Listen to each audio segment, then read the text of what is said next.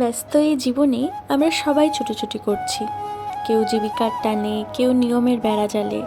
কিন্তু এই সব কিছুর মাঝেও কিছু মুহূর্ত আসে যা আমাদের থমকে দাঁড়াতে বাধ্য করে।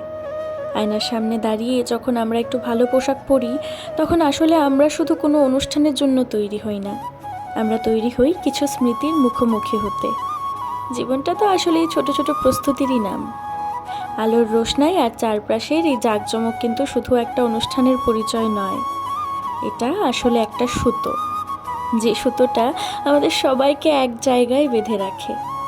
উৎসব বা অনুষ্ঠান তো আসলে একটা বাহানা মাত্র। আসল উদ্দেশ্য হলো চেনা মুখগুলোকে আরেকবার ছুঁয়ে দেখা, চেনা হাসির শব্দগুলো কানে নেওয়া। আমরা যতই দূরে থাকি না কেন, শিখরের টান আমাদের ঠিক টেনে এনে এক ছাদের তলায় দাঁড় করিয়ে দেয়। আজকের দিনে আপনজন শব্দটার পরিধি বড্ড ছোট্ট হয়ে আসছে, কিন্তু বাস্তব এটাই যে একা বেঁচে থাকার মধ্যে কোনো সার্থকতা নেই। মানুষের জীবনের আসল সম্পদ টাকা পয়সা বা বাড়ি গাড়ি নয়, আসল সম্পদ হলো সেই মানুষগুলো যারা আপনার আনন্দের দিনে মন থেকে হাসতে পারে আর বিপদের দিনে হাতটা শক্ত করে ধরতে পারে। উপহার তো কেবল একটা বস্তু, কিন্তু সেই উপহার দেওয়ার পেছনের যে আন্তরিকতা, যে ভালোবাসা, সেটাই আসল। কোনো সম্পর্কে যখন বছরের পর বছরে ভালোবাসা আর সম্মান টিকে থাকে, তখন বুঝতে হবে পৃথিবীটা এখনও অনেক সুন্দর। একসাথে বসে খাওয়া, এক টেবিলে বসে হাসাহাসি করা, এগুলো শুধু পেট ভরানোর গল্প নয়, এগুলো মন ভরানোর গল্প।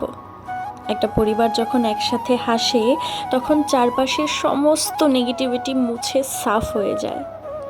জীবনের আসল মোটিভেশন কোনো বইয়ে থাকে না, তা থাকে এই চেনা মানুষগুলোর হাসি মুখের মাঝে।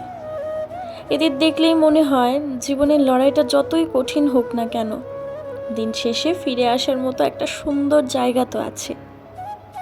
অনুষ্ঠান শেষ হয়, আলো নিভে যায়, আর আমরা আবার ফিরে আসি আমাদের চেনা জীবনে। কিন্তু আমরা খালি হাতে ফিরি না, আমরা সাথে করে নিয়ে ফিরি এক বুক আনন্দ আর আগামী দিনগুলোয় বেঁচে থাকার জন্য এক অদ্ভুত এনার্জি। পরিবার আর আপনজনদের এই মেলবন্ধনই আমাদের মনে করিয়ে দেয় জীবন সত্যিই সুন্দর যদি পাশে নিজেদের মানুষগুলো থাকে। তাই কাছের মানুষগুলোকেও সময় দিতে হয়।